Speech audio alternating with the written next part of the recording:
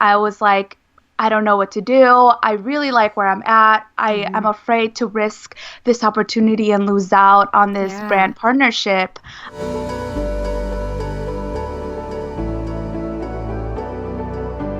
Well, hello, YouTube Power Hour Squad. Erika here for another interview for you. So, for this episode of the podcast, I am interviewing OG YouTuber Belinda Celine. Belinda has been on YouTube for about 7 years. She currently has over 600 something thousand subscribers. And in this interview, she talks about how she went from doing YouTube as a hobby to now doing it professionally full time. She also works with, she also talks about how she works with brands and how she was first contacted by her first brand while she was still working, how she juggled that. And then she also gave some really interesting step by step tips on how she films her videos by herself. I really enjoyed that part of the interview. So Belinda was such a delight. I really enjoyed chatting with her, and I know that you guys are really going to enjoy this interview. And if you're new to the podcast, welcome. Don't forget to subscribe. We have interviews every single week on the podcast on iTunes, but also on YouTube. So if you're not on YouTube, you're missing out because you're missing out on all the visuals and all the fun stuff that's going on YouTube. So make sure you head over to YouTube to check out the podcast there as well. Enjoy the interview. Mwah. Well, hello, Belinda. Welcome to the podcast. Hi, thank you so much for having me. Yes, I'm really excited to dive into your channel and your journey on YouTube. So why don't we begin with you kind of giving a Cliff Notes version of your history and career so far on YouTube?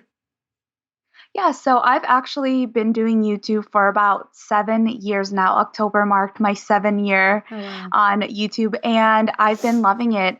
Actually, started when I first worked a couple different jobs, and I just needed a creative outlet, and I just wanted something to help escape the everyday. I had two different jobs. I worked double shifts, and I felt like I never had time for myself. And I feel like just growing up, I've always been very creative, whether it was with crafts, whether it was creating something in high school. I always participated in a lot of different activities. When it came to like the newspaper, I would always be designing something, whether it was by hand or on the computer.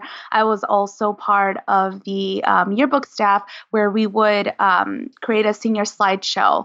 And when I started doing that, I fell in love with just editing videos. And so I kind of dabbled in a little bit of everything here and there. And so when YouTube came along and I saw there was a community for people who were creative, whether it was like fashion or makeup, or whether it was doing some kind of craft and just sharing it with other people, I really wanted to be part of something bigger. I wanted to be creative. I wanted to just create different kind of content that would not only make me happy, but also to connect with others. And so I just started my YouTube channel. One day I just decided to start uploading. I didn't think anything of it. It's not what it is today where people are making a living off of it or people are creating their own brands. Yeah. I just did it because I wanted to have fun. I wanted to just, create something and connect with others. And so eventually, my channel took off. I didn't even realize how fast it started to grow. And then I got to the point where I was able to quit my job and do this full time. And ever since then, it has been a journey. It has took, many years to get to where I'm at, but it's been so much fun and I wouldn't trade it for anything else. Yeah. So at what point in this whole process did you quit your career, your job?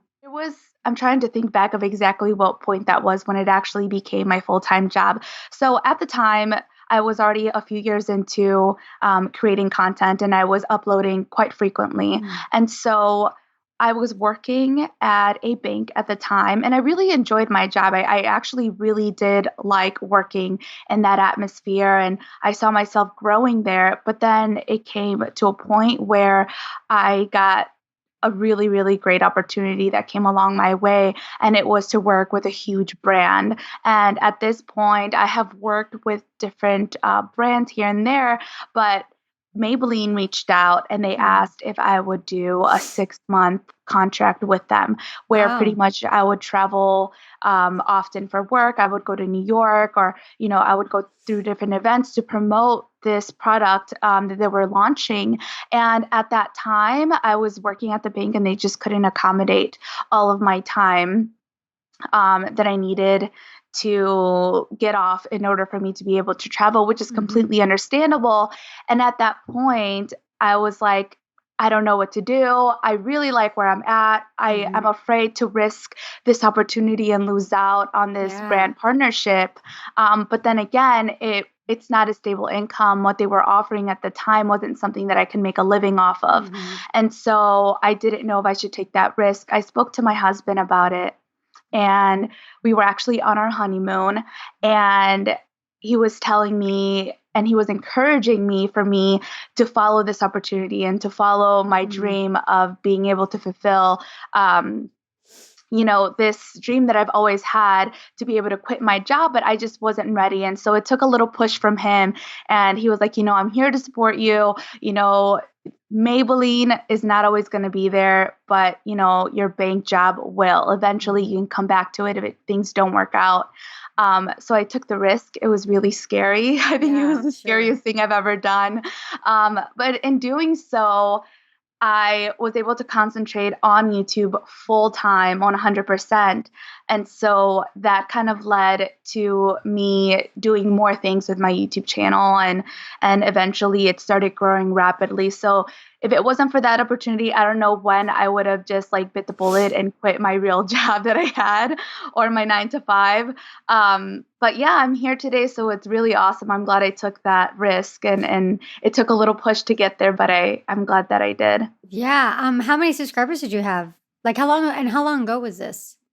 This, I want to say, it was about 4 years ago. Okay. 5 years actually. It was 5 years ago, because it was on our honeymoon, and we've been married for 5 years.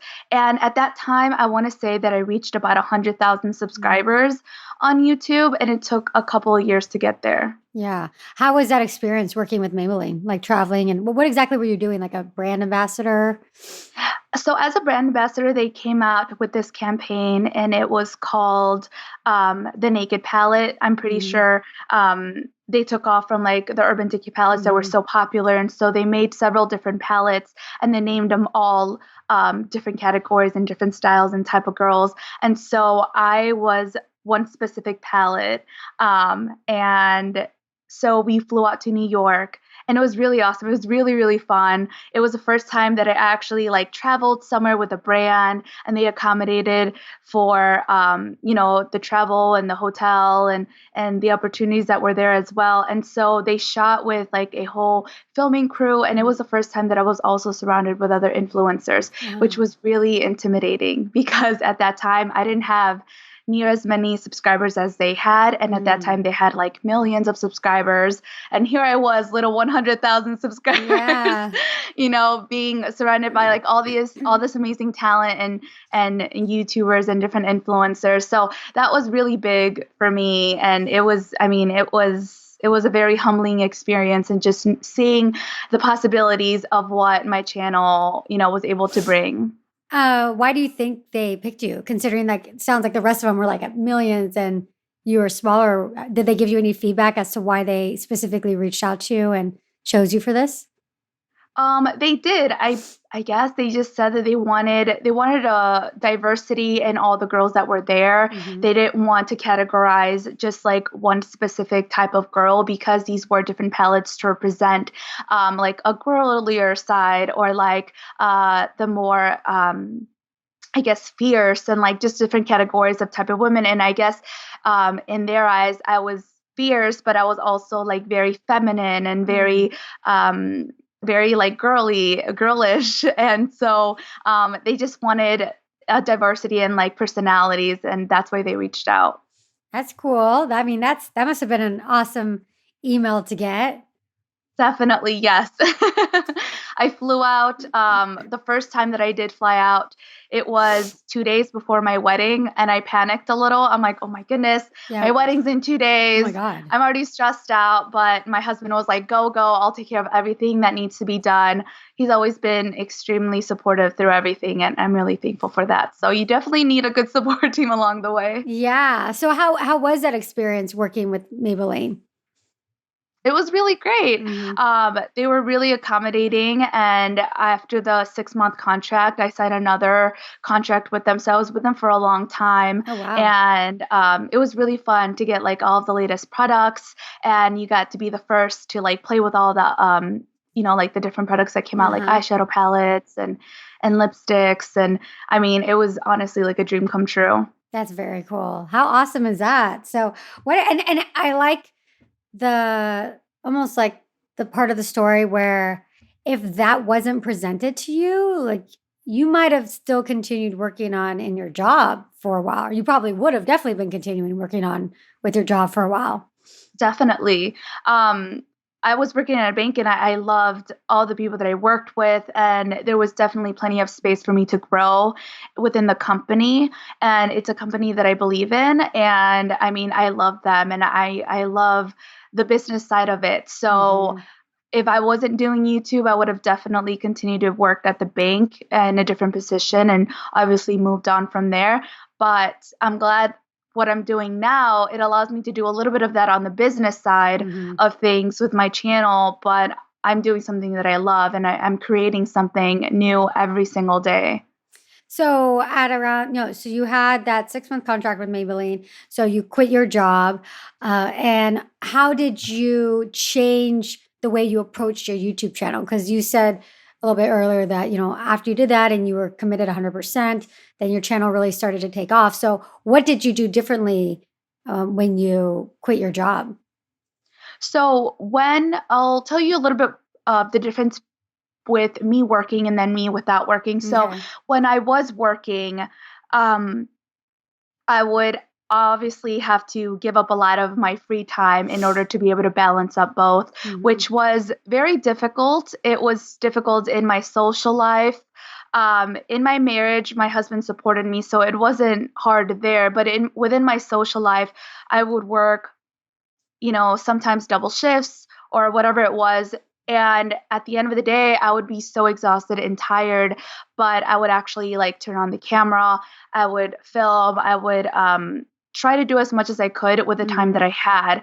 And that sometimes meant staying up till 3 o'clock in the morning, being exhausted the next day. I would always leave the weekend for me to film. And then Hmm. during the week, I would film or I would be editing videos or I would be doing research or just different things in order to help out my channel. Hmm. And on the weekends was when I was filming the majority of the time. And so I gave up time with friends, events, family functions, and a lot of people didn't understand and they were not supportive. Hmm. Um, a lot of people kind of questioned what I was doing.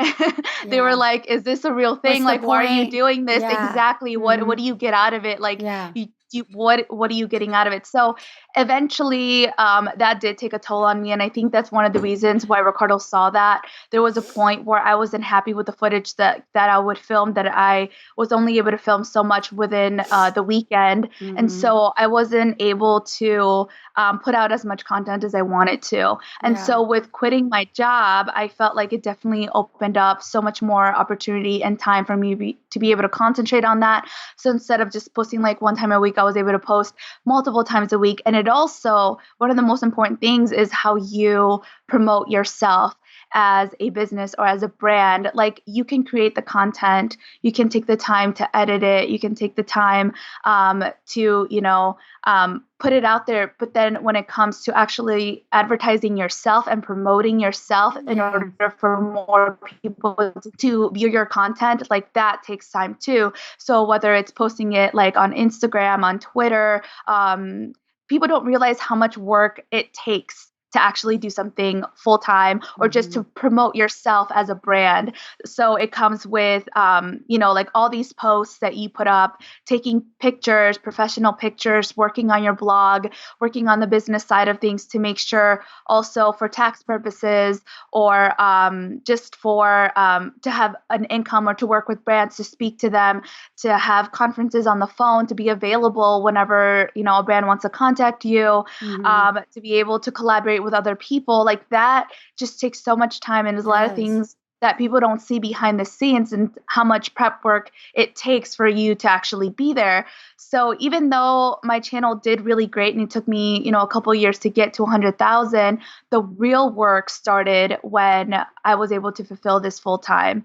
And ever since then, it hasn't stopped.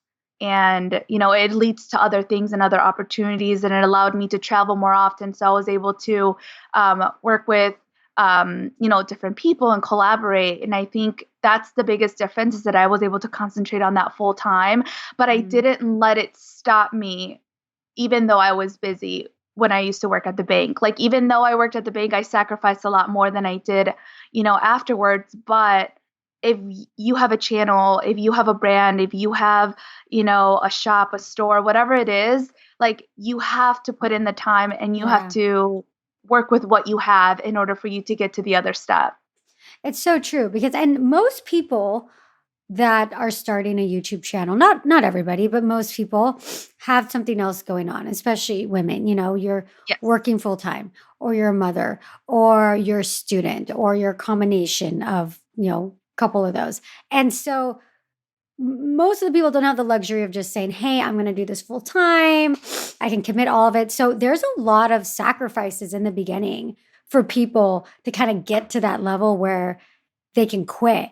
And it sounds like that's like exactly you, that you just sacrifice your social life and you're like burning the candle at both ends, trying to make this thing work with your YouTube channel. So did you have the idea when you were working on your YouTube channel that you wanted to make this a career? Like, you were kind of like, that was your vision? Actually, no. Back then, 7 years ago, it wasn't something that was popular. It was, you were kind of weird if you were talking to yourself on a camera. It wasn't as saturated as it is now. It was, to be honest, everyone thought that I was weird. Like, I remember I hid it from everybody, by the way. Nobody knew that I had a YouTube channel. Except your husband. Except my husband. He found out. It's funny because he found out. But I wanted to do it because I honestly just loved connecting with other people. To me, that was so much fun. I loved that I was able to create something, whether it was like, I think one of my very first videos that I did was I showed how to bling out a phone case, because at that time I was really into like accessorizing your phone. And so I was like, you know what, I'm going to film it. Like, I could show other people how to do it because I see people have tutorials on just about anything. So I would post the video and I would get really awesome feedback. And it wasn't 100 people. It was like 20 people maybe. And they would be like, oh my God, that is so cool. I love what you did there. Oh, I recommend you do this. Or have you checked out this? Or, just like talking to other people. It was so awesome. And to me, that feeling was, I just wanted to keep doing that because that feeling was so awesome. And I was able to connect with other people who had similar interests as I did. And so therefore I wanted to keep doing it for that reason. That was like, the fuel to me continuing to make YouTube videos, stay up late.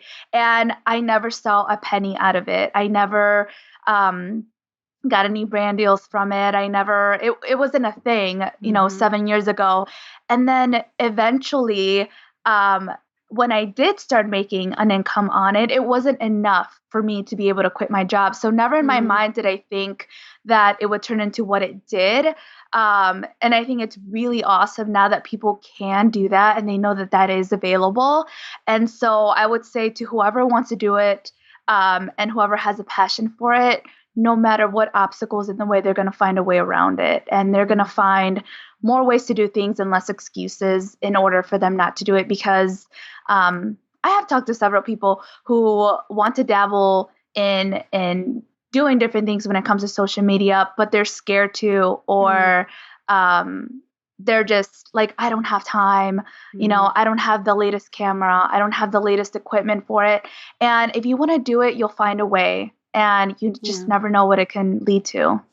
Yeah, no, I mean, it's so true. It's like, it's, especially with YouTube, it's just because it's time intensive. There's so many different moving parts, but it's like, that's one of the consistent themes that gets brought up time and time again. And when I'm interviewing people like yourself on this podcast, is like, most of the people are just pretty resilient. They're pretty determined, and they're just driven. It takes that Right. kind of person to get to It does. where you're at today, especially if you have something else going on. So when you quit your job, was it still at a point where it was kind of weird to do that, or were you kind of like thinking, okay, it's time, like I need to do this? I think when it was around the time that I quit my job, I was scared for it to fail, to be Mhm. honest. I was like, if I quit my job and I'm fulfilling this full time and I don't get anywhere, I don't advance, or, like I lose the passion for me doing whatever it is, I don't want to fail. And Mm. I want to be able to do this full time. I want to be able to make this my career, to make this something Mhm. that I can like eventually have a stable income out of. And so I think that me being scared didn't allow me to fail, if that Mm. makes sense. So Mhm. even though there was struggles along the way, even though some things did not work out, I didn't give up because I wanted to make sure that I made the right decision, and I was going to make sure that it was the right decision. Yeah, that's good. That's great. Okay, so at this point, you're at how many subscribers you have? Like 630,000 subscribers. And so, what happened then to your channel after you quit your job and you started dedicating it, full time to it? Did you start uploading more often? And then what was your schedule prior to that? And then, what happened afterwards with your schedule, maybe your editing, all that kind of stuff? Sure. So after I was able to fulfill this full time is when I started to make a list for myself, so that being self-employed, I feel like being self-employed has its benefits, and it also can make you a lazy person if you don't get up every single morning and have something to do. Because Hmm. I've been there before, where either you're sick or you're tired and you're like, I don't have to wake up if I don't want to, I can stay in bed for another hour or two. Hmm. But I feel like that leads down a path of not doing your It's work a or not slippery getting things slope. done. Yeah. Yes. Hmm. And so for that reason, I would give myself a schedule. I would still wake up. When my husband would go to work, that also helped because I wanted to get up with him. So I would wake up with him, and I would What have time a is that? list of things to do. So he gets up usually around 7:30 in the Mhm. morning, and I'll get up with him. Mm. I'll go ahead and I'll help like steam his clothes for work, and then I'll get his lunch ready, and then I'll start with my breakfast. I'll either work out in order to wake up, because it's really hard for me to wake up sometimes in the morning, Mhm. or I'll drink a cup of coffee, just depending on how busy my day is. And then I will sit in the computer and I will write down a list of the things that I want to accomplish. So, for example, on my to-do list, I will have film so and so, edit this. I need an Instagram picture to go with that. I need a Twitter post to go with that. I need to make sure that once I am done, I have enough content or pictures to post like on Pinterest Mhm. or on other social media outlets. And so I give myself a list of the things that I need to do, and that way I can check them off. And so while I'm in the process of filming, I know that I need to take a break, and then I need to start taking pictures instead of just filming. Mhm. And then I have to make sure that I get like the thumbnail. And then once I sit down on my computer, I'll go ahead and I'll edit that video. And once I'm done editing that video, I'll play it back several times so that I can get a list of the products that I was talking about, so that I can include them into the description box, so that whenever someone has a question about a certain product or about something that went on in the video, they can reference back to the description box. Mhm. And if anyone is listening out there who's starting out a channel, the description box is going to be your best friend. That is where people go to find out more information, because if clicking on one of your videos and they want to follow you on Instagram or they want to follow you on Twitter, the first place they're going to look at is the description box. So you want to make sure that it's easy for them to find it. And then also, if you're talking about a product, you could also use your affiliated links if you have affiliate links to provide for them. And not only is that benefiting your viewer because they get the product that they're requesting, but also you get a percentage. Even though it's not that big, you still get a small percentage of that, and that can be an income for yourself as well in order for you to be able to provide that and put it back into and invest back into your channel or equipment or whatever it is that you need. And so I will go ahead and I'll make sure to write that down. And then once I'm done with that, I'll check my emails and I will see if there's anybody who wants to collaborate, or I'll reach out to other brands. Also, you have to remember that not every opportunity comes to you. You have to reach out to. Yeah. So if there's someone that you want to collaborate with, or if there's someone that you want to talk to, you want to reach out as well for that. So I have a list of things that I do throughout the week. I'll have a date to edit. I'll have a date to film. I'll have a date for pictures. And then I'll dedicate a lot of the time into making sure that I'm posting things back on social media so that if I have one video, I can promote that video several different ways through several different social media outlets. And also, you want to make sure that you have plenty of time to engage with your viewers, because I'm sure a lot of people are going to be commenting and, they want to get to know you. They want to, get more information from you. They want to get more content from you. So I think something that's really special is reaching out to your viewers. I think that's probably one of the most important things to keep in mind when you're doing this is to communicate and answer questions that they have, or, just giving them a shout out, or just really, relate to them, because that they're here for you and they're the reason why they're listening or they're watching. Yeah. So it's like you're doing this full time, but it sounds like you're very, I don't want to say, what's the word I'm trying to think? Well, you're very organized and very diligent in your whole process. How many hours a week would you say that you spend on your YouTube channel? That is really hard to say. I feel like I never clock out. There's never a time where you're just like, okay, I'm done. Yeah. I think the only time that I'm done is when I'm eating dinner with my husband. And that is usually around 6 to 8:30 when I'm done making dinner and sitting down.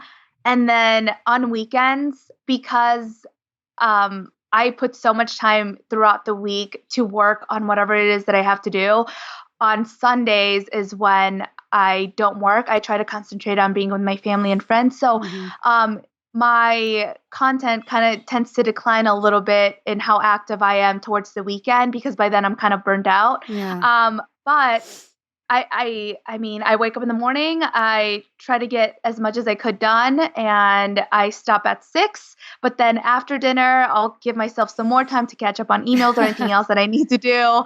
I'll watch a show with my husband. We'll watch Netflix or something. And then he goes to bed and I still continue to work. Sometimes I'll stay up until 3 in the morning just to make sure that something got done. Yes. Oh my God. So even though you quit your job, you're not really working that much less. Right. Yeah. I mean, if you love it, if you truly love it, it doesn't seem like work. You're just excited to do the next best thing. I also have a stationary online shop. It's called planwithmelinda.com. Yeah, and I saw that. So because of that, that also keeps me up really late at night processing orders and, making sure that people are getting their stuff. So that also is a whole nother a whole nother job. That's it keeps me busy, but I love it. Yeah. I mean, wow, you are a busy lady. So how many videos do you do a week? I try to do twice a week. Sometimes things overlap, and sometimes 3 will come out or 1 will come out, just depending also on traveling or other partnerships that I'm doing. Or if I just release some new stickers, I have to dedicate more time to that. So there's never really a balance. I feel like, sometimes I concentrate more on one thing than the other, but I want to make sure that both things are still on track. And so it just depends. It depends. It varies by week and by day. But at least 2, sometimes 3, it sounds like. Yes.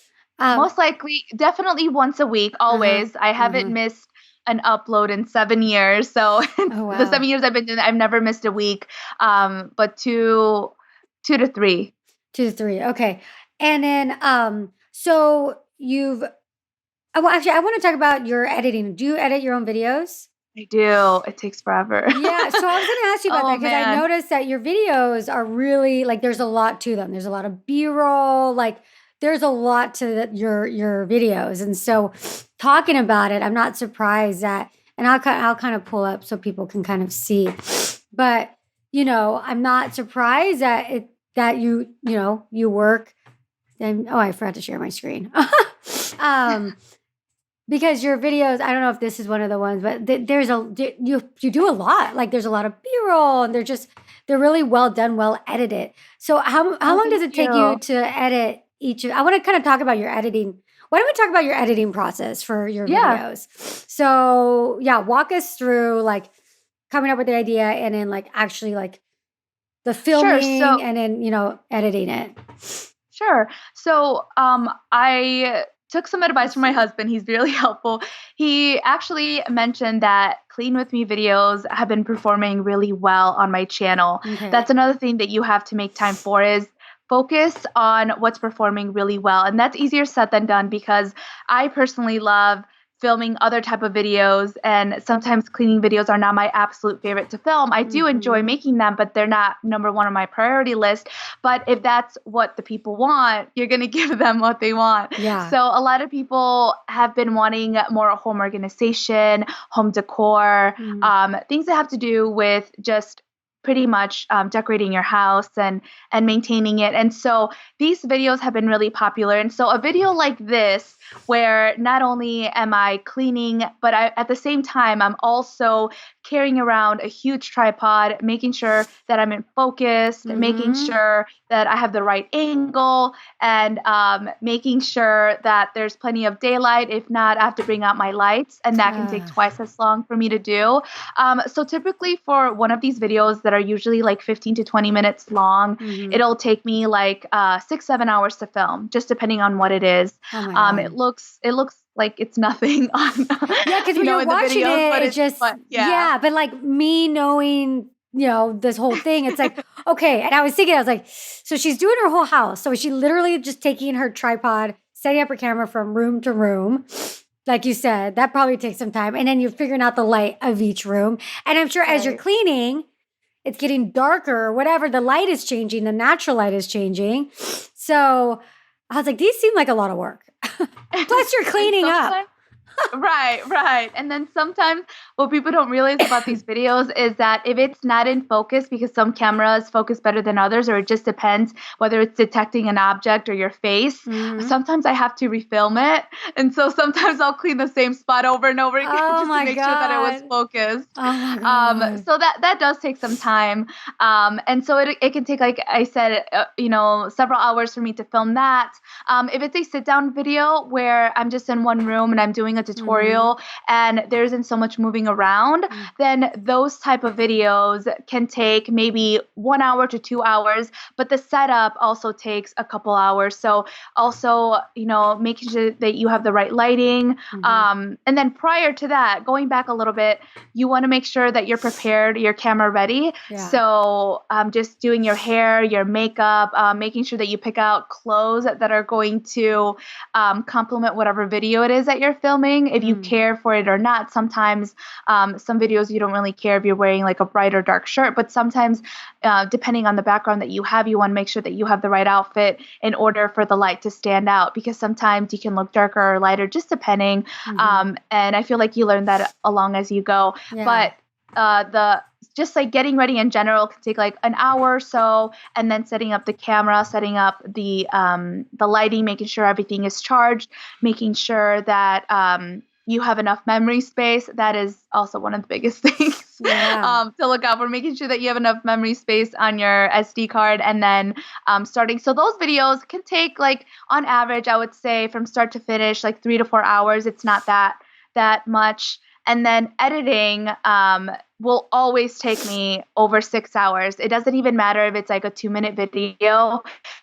Just the process of editing, correcting the lighting, making sure that the sound is right, and then also making the thumbnail and filling out the description box will always, no matter what, take me over 6 hours, and it can take me up to 10 hours or 12 hours depending on how much footage it is that I have. Man. Yeah.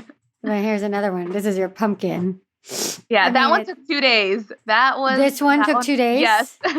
DIYs take a little bit longer sometimes because just depending on the craft that you're making, you have to go out and get all the products and make sure that you test them out beforehand. And I also showed like the struggle of me messing up the first time but not being discouraged and making sure that you do it the right time. So just kind of showing you like the things that I didn't do right so that the viewer also doesn't mess up. And so that one took 2 days to film, and I just split it up. Sometimes you have to get back into the same hair and shirt and makeup that you had on the day before to make it look like it was just one sitting. Oh my gosh. Yeah. And so when you edit, what do you use to edit? I use Final Cut Pro. When I first began, I used whatever resources were available to me. I didn't invest in anything additional other than a camera. I used the laptop that I was having, that I had. I used iMovie, and that worked out really well. And then once I was able to play along more with the software and get to know it a little bit better, then I felt like I was able to transition into a more expensive software. And that's when I invested in Final Cut Pro. And it's really easy. If you could do iMovie and you can get the basics down, then I think you can transition to software that's a little bit more advanced. Yeah. And so would you ever consider outsourcing any part of your process? No, that's really hard for me. That's a hard no. Yeah. I've considered it when I feel stressed out and overwhelmed sometimes. That's around the time that Vlogmas comes around. If you guys are not familiar with Vlogmas, Vlogmas is pretty much where you vlog and you film every single day leading up to Christmas. So you start in December, and the last video is on Christmas. And around that time is when I'm editing a video every single day, and I'm making all these like events for people to enjoy watching in video. So I'll schedule to go to the skating rink. I'll schedule to go to the marketplace. I'll schedule different videos and really compact that month with a lot of activity so people don't get bored. So that's exhausting in itself. So going to all these things that you want to provide for your viewers to watch, and then on top of that, you want to upload your regular videos on your channel. So that's when I get burned out, and I'm like, oh my goodness, I need someone to help me. Like I should probably have someone to edit my videos. And every time I'm considering it, I immediately say no. I just can't allow somebody else to have the control. I guess I just want to make sure that everything that I do is up to my standard, and I'm scared to give that to somebody else. So have you done Vlogmas every year? I have for the past 3-4 years now. So what that means is basically you're uploading a video every single day. Right. Every single day on one channel, and then twice a week on the other channel still on top of that. And wait, so you have a separate channel for Vlogmas? I do. Yes. Okay, what channel? Because I was actually just looking for it on this channel. I'm like, where? Okay, channels. It's on Belinda's Life. Oh my God. You are busy. Yes. Oh and my at one point, I did have 3 channels, but that was so difficult. I had a Spanish channel, Linda Belinda, but at that time, it just became so much, and I didn't want to do something halfway. I wanted to make sure that I concentrated and put all of my effort and time into my main channel, which is what I started with. And so I had to let go of one channel, and unfortunately, it was the Spanish channel, which I want to bring up back again, but with all the things that are coming up, I want to be able to make sure that I do it right. And I'm like, Yeah. I don't know if I can. Yeah, a lot going on already. Okay, so let me ask you a couple questions about this Vlogmas day. I'm glad to see you combine some of the days because I think that would be insane. But you're doing a lot of videos.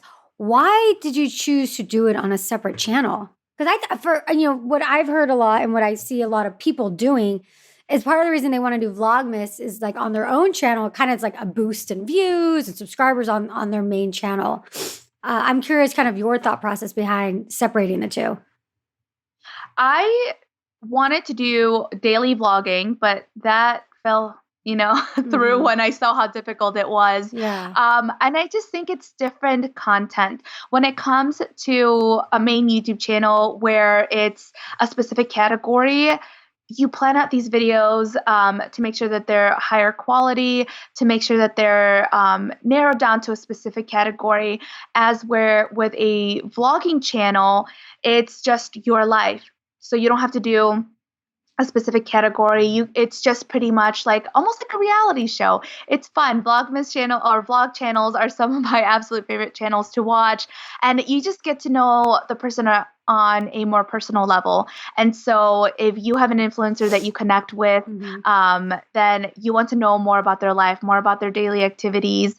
And so for that reason, I wanted to separate the two. I wanted to make sure that that I had one area where people could come and they could see a specific type of content and separate the two, and then another one where people to get to know like the more personal side of me. Okay. And so for that reason, I separated the two, and it Mm. has made things a lot easier. And then when it comes to Vlogmas, people just already know every single year that it's going to be up, and people really look forward to it. I look forward to it, watching other people's channels and other people on YouTube who do Vlogmas. I love it. It's my favorite time of year. It gives you so many ideas, and it just gets you excited for the holiday. And so I do notice that a ton of traffic comes my way, and overall just everything increases, more engagement. People are more likely to follow you on different social media. So it definitely does give you a boost, and I think it's just exciting overall. Yeah. Um, so you have two separate channels that you do it on. And do you feed people from your big channel to your vlog channel? Do you kind of hype it up and promote it? Yes, definitely. Mhm. What I will do is on my main channel, I will announce it and I'll send people over. I'll also have a small clip of what the Vlogmas is going to look like. So if you give someone a preview, they kind of get excited. They're Mhm. most likely to click and subscribe if they see maybe like 30 seconds of the footage that you have that's going to be over on the other channel. So that helps out tremendously. That way, people have a preview of it. And you want, in that 30-second clip, you want to highlight the most exciting parts. So if you have footage, let's say from earlier on in the year that's not necessarily Vlogmas, but you put it together in like a little trailer, then that will get people excited and they want to see more. So then they'll Mhm. click on over. So I'll talk about it several times before the month begins. And then once December starts, that's when I initially put it on all social media and let people know that the first video is out for Vlogmas. When do you start planning for Vlogmas? Um, I start maybe like a month before. So I'll start looking at Like different around events now? in my area. Yeah, like around this time, and see like what events there are for me to go to. So that way each weekend I could do something, whether it's like going to the ice skating rink or anything of that kind that's a winter activity that's related to Vlogmas, then I'll make sure to plan that so that I do have plenty of content to go around. Yeah, so you're uploading. Okay, so you're uploading every single day during Vlogmas, or at least most days, plus an additional two videos on your main channel. Yes. So you're not sleeping in December. I mean, are Not in those December, no. are those like your like midnight, 1 in the morning, 2 in the morning Oh days? man, definitely yes. And I mean, if you have to find time to edit, the only time is when everyone else is sleeping. And by that time I'm so burnt out, but it's so worth it and it's a lot of fun. Yeah, because it's not like you're just like, okay, today we're gonna talk about like my 10 best favorite whatever sit down video. Like you're vlogging, you're doing stuff, you're going out. out on the Right. town, you're going places. So it's like, if you go to like, and I'm looking here, I mean, if you're going to, actually, let's go a more recent one. You're going to Disneyland. I Yes. mean, then you're like, cooking and cleaning, the ice skating, morning routine. Like morning routines take forever to do, you know? Yes. Oh my gosh. Yes, so that's amazing. I mean, it's so inspiring because it's like you're so committed and so dedicated. So what do you see as a vision for your channel long term?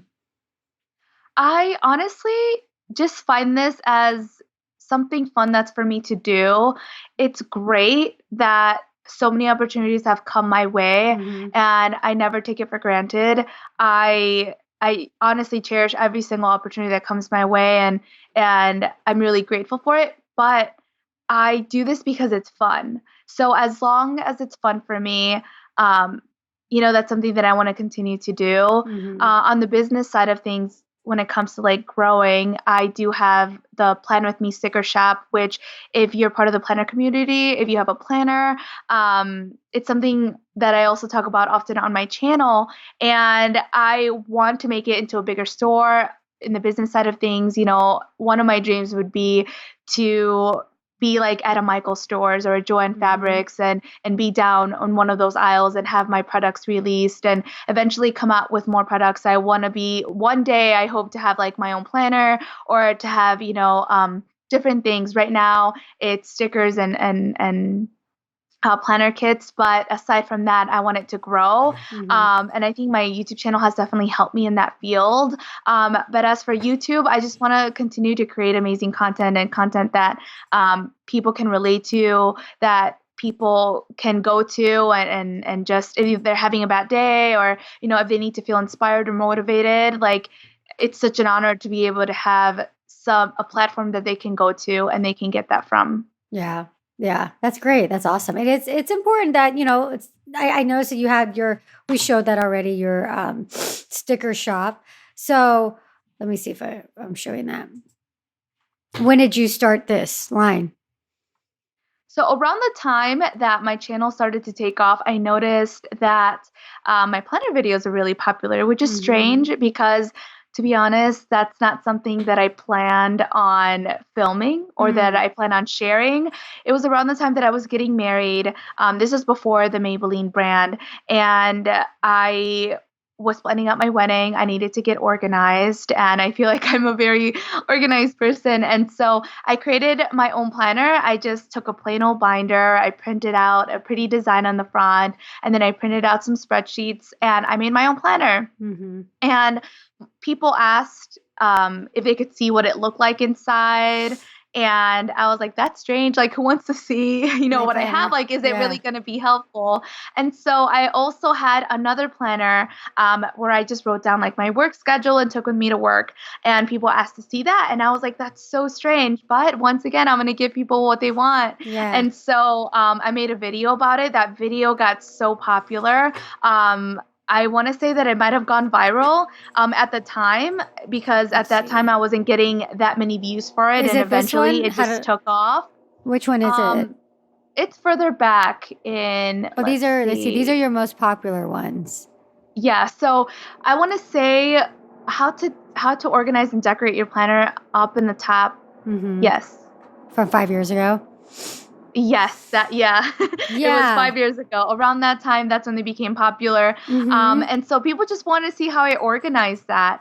And they wanted to get more information of like where I got like the pens and the stickers. And Mm-hmm. I guess it was something fun to do because everyone I feel like nowadays has an agenda, whether it's on their phone, whether it's Mm-hmm. on a piece of paper or it's in an actual like planner, or whether it's on a whiteboard in their office or in their kitchen. Everybody has Mm-hmm. a planner because everybody has to keep up, with day to day life. Yeah. Um, Events that happen. And so I think this was something different. And it's something that people could lay out on their office desk or in their kitchen table and just like get inspired and motivated to add more to their to-do list Mm-hmm. to be proactive and just to be productive. And so I think that got really popular within the planner community. And so people wanted to see what kind of stationery I use. And so eventually I came out with my own stickers. And then that's when people were more engaged with that. So it was a lot of fun. And I honestly didn't think anything of it when I first started. I'm like, no one cares what's inside of my planner. Because it wasn't like a big, I mean, now it's like there's so many planner type channels and people do that all the time. And it's like such a thing. But like 5 years ago, I could see how you're like, really? You want to see inside my planner? Like, Right. okay. Yeah. But it's important, like you said, it's important to listen to your audience and give the people what they want. Yes. Yeah. So do you pay attention? So, okay. How do you pick your video topics? I That's a good one. I try to stick with what it is that I'm interested in. Okay. And I put together what I'm interested in and also what is popular, and I try to do a little bit of both. Because if you just go one way, if you just do only what is popular, I feel like it's oversaturated and it'll get lost with what everybody is doing. But so in order for me not to go down that route, because I have experimented with it before, and sometimes that's not the best way to go, is I'll think about what is that I want to film, what is it that's going to make me happy, that I'm excited for, that I'm passionate about. And then I'll go on YouTube and I'll type that in. I'll type in, like, let's say I want to come out with a video talking about fall fashion or the latest items that you can find on Amazon that has to do with like fall fashion. So then I'll type it in and I'll see what other people are talking about, or their titles and how they're using that information. And then I'll go ahead and then I'll do whatever it is that I wanted to do originally, but I'll make sure that it kind of relates with the popular trend that's happening, if that makes sense. So I always make sure that it's something that either my viewers are requesting for, something that I'm excited to talk about, and then I'll see how I can put those two together, like a trending topic or something that's popular right now and what I'm doing. And by putting those two together, I feel like it's a perfect formula to stay authentic. Yeah, I mean, it's true because you kind of need to know what's going on and what's popular because you don't want to be like, you got to give people what they're interested in. But at the same time, you have to stay true to yourself. Otherwise, then you're just like chasing trends. Right, exactly. Yeah. So it is definitely worth knowing what is popular and what's trending, but also you want to have your personality to it. You don't just want to copy whatever somebody else is doing, because then what is unique about you? Like, what makes you stand out? And I have noticed it was difficult at first. I'm not going to lie. When my channel started to get really popular, I got a little scared and I'm like, okay, like, how am I going to keep this audience interested? And so I would do the popular videos, and sometimes they would perform well, sometimes they wouldn't. But then when I would go back to something that I wanted to create and that I was excited about, that's when I really saw the payoff. What would be an example of that video? Are there any? I would say I can pull this back up too if you any of these. I want to say that it has to do. It was I want to say 5-6 years ago. So it was a while ago.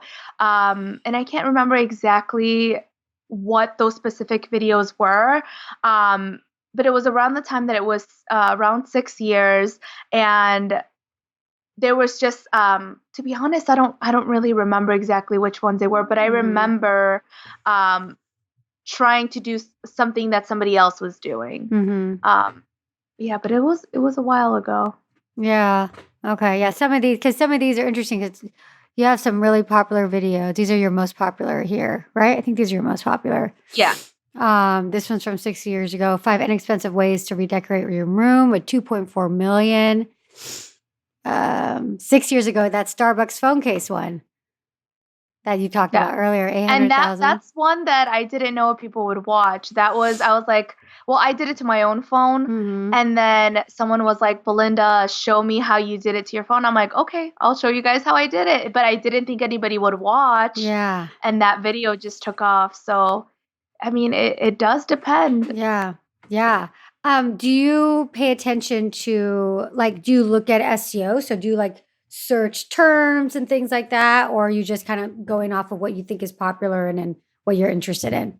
It's mostly focused on what I want to create, like something that I'm excited about, and then also what's popular. So a little bit of both. When it comes to titles, I would recommend to look up what are the most popular titles. So for example, let's say you filmed a hair tutorial Mhm. and it was beach waves, but by putting that into the search bar on YouTube, there are so many different ways that people title that or people use that within their videos. So what I look out for is looking at the most popular videos and seeing what words they use, because sometimes shortening your sentence or shortening the title creates a better search for someone who's looking for that, Mhm. or it'll it will perform better if someone has like a longer video or has two titles. So it just depends. What I do recommend when it comes for someone to find your video is definitely the title is one of the most important things. And I do recommend to type that into the browser on YouTube and see what comes up and then kind of take from that. But you don't Yeah. want it to be the exact same title as somebody else, because then YouTube will just not even pay attention to that and not even put you in the algorithm. So you don't want to have the exact same title as somebody else, but you want to have something within along the lines of what Mhm. the title is. Yeah, so that's what you use. You just kind of go into the YouTube browser and just do some searches, see what's going on, see what other people have. Yes. Yeah. Okay. Yeah, I always recommend that. That's what I recommend because I work with I have a boot camp, a YouTube boot camp, and I always say the YouTube search bar is your best friend. Like find other videos that are similar, find what other people are doing, see what the thumbnails that they're doing, see what comes up in the search, like that's auto-populated. So if like I can show right here, like what did you say, like wavy hair or something? If you do like beach waves, if Beach you just type that waves. in. See, it's like beach waves and like YouTube will, oops, now it's gone. But YouTube will come up, beach waves hair tutorial, beach waves with flat iron, beach waves with curling iron. And like Right. this is there because this is what people are searching for. So if you're thinking Exactly. beach hair, then you're like, oh, beach waves. Then you're thinking, oh, okay, maybe beach waves hair tutorial with no heat. Oh, maybe I'll do a beach wave with no heat. Okay. You can Right. kind of generate a lot of ideas by doing that. So is that what you do? Definitely. Yes, that is Yeah. what I do. Uh-huh. Especially when you have a specific category and you feel like you've used every single title that there Yeah. is. Yeah. It allows you to, it just gives you more ideas and it allows you Mhm. to see what other options there are for that same title that want to make. Yeah, 100%. And do you pay attention to analytics? I do. Yes. I will admit though, I wasn't. Okay. Um, I wasn't for a while. I noticed that my channel was not growing as fast as it usually does, as it usually performs. And I was talking to my husband, and he's just really great when it comes to anything that has to do with numbers, Mhm. analytics, performance. Since he pretty much does that for a living, Mm. he always just knows what to find. And one time I told him, I'm like, I noticed that my channel hasn't really been growing. And he's like, have you paid attention to your analytics? And I'm like, well, I feel like it's more important for me to provide more content Yeah. than to focus on the numbers. And he's like, well, if you want people to watch that content, you need to pay attention to what's working. Because if you're just doing this blindly, you're not going to advance. And of course, you always want to progress with whatever it is that you're doing in life. And so I'm like, okay, I'll look at my analytics, and I've noticed what videos were performing better. Mhm. And then I focused a little bit more on those videos, and my channel Mm. started to grow again. So it's really important. And I do recommend just to sit down maybe once a week. If that's too much, sit down once a month or once a quarter and just look at your analytics and see what's working and what's not. And that'll help you. So what specific things are you looking at? I am looking to see not only what gains the most views, because that's kind of obvious when you see it, Mhm. but what in my videos you could see the attention span of the viewer, so you could see at what time they clicked off the video Yeah. and at what point was it the most viewed. Mhm. So when I'm looking at the analytics, I'm seeing for example, on a 10-minute video, I could tell that it starts to peak around 4 or 5 minutes. And then after 4 or 5 minutes, it starts to decline. Or sometimes it'll go all the way up to 9 minutes. So that also allows me to see how long I should make my videos. Because sometimes I'm like, should I make it a shorter video? Do people really care about this specific category? Or should I make them longer or shorter? And that really helped me out, because when it came down to some of the videos that I was filming that were 20 minutes long, they were 20 minutes long because I looked back at my analytics and I noticed that people were they weren't clicking off that video until almost the very end. I'm like, wow, I could really get a 20-minute video in, and it'll, increase my views, it'll increase engagement. And so it allowed me to see how long I should be making my videos. Yeah, those are important things to take a look at, especially that audience retention where people drop off. I mean, if you're blindly doing it and you're like, why aren't I growing? And then you look and you see, oh my God, people are only watching. It was too long. Yeah, people are only watching 20% of each video or 30%. And you're like, oh my God, do you look at the click-through rate? The click-through rate, I have looked at those, but I like to focus on certain things when I'm looking at analytics, because I feel like it could be overwhelming, to be honest. And you're like, what am I looking at? So if you have a goal to look at one thing at a time, I think that helps out.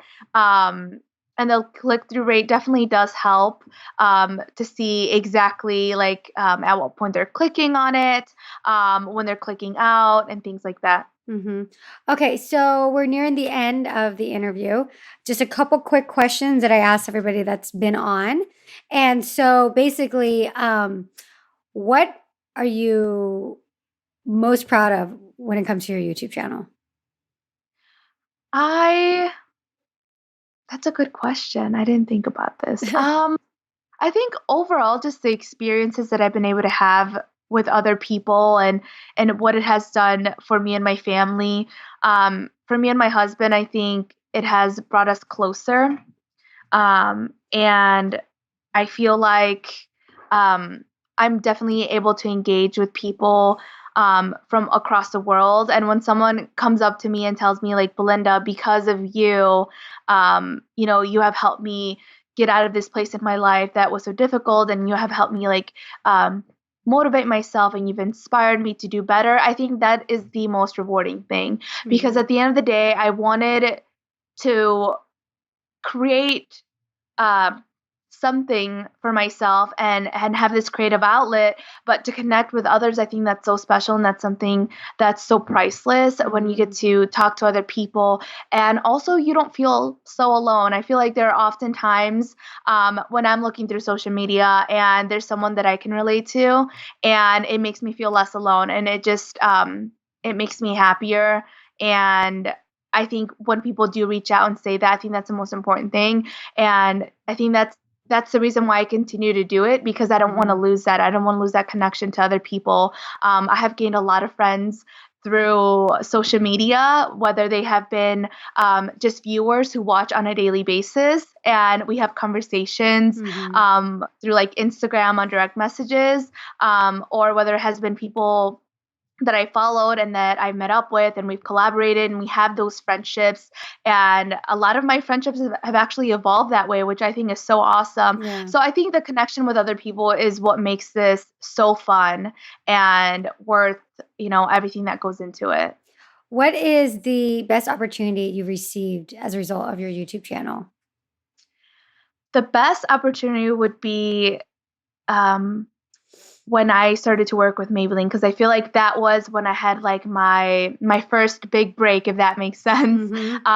That's when it pushed me to quit my job and fulfill this full time. And that's something that I don't think I would have been able to do so otherwise. So that opportunity to work with such a big brand, a brand that I loved, was definitely the coolest thing that has happened. And it allowed me to be where I'm at now. Yeah, that is an amazing opportunity. And last question, what is your YouTube superpower? So what comes naturally to you that you don't really have to work hard at that has contributed to your success? I would have to say when it comes to taking pictures, because I love to do that. That's just so much fun.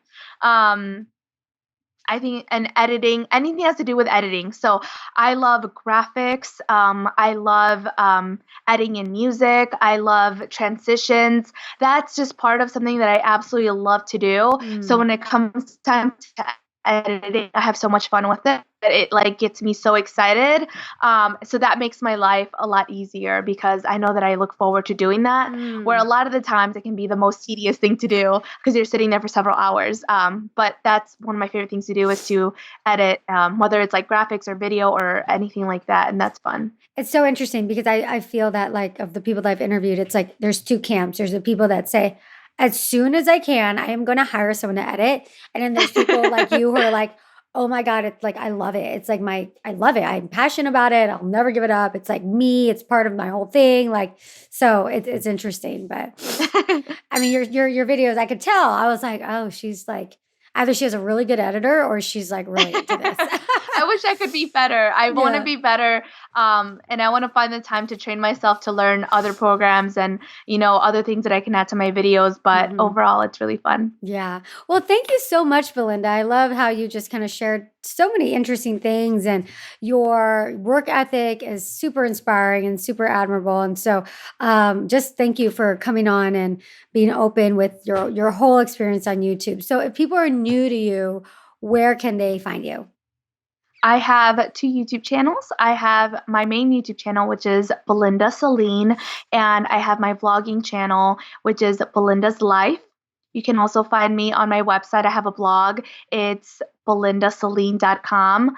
And if you're into the planner community and if you have an agenda or you just want to be more organized with your life, I do recommend to hop on over to my stationery online website. It's planwithbelinda.com. And if you want to get to know me a little bit better, if you want to talk to me, send me a direct message. I'm really good with engaging with other people. And I just love talking to you guys. So if anybody wants to hop on over and get on a more personal level, definitely follow me on Instagram at Belinda Celine.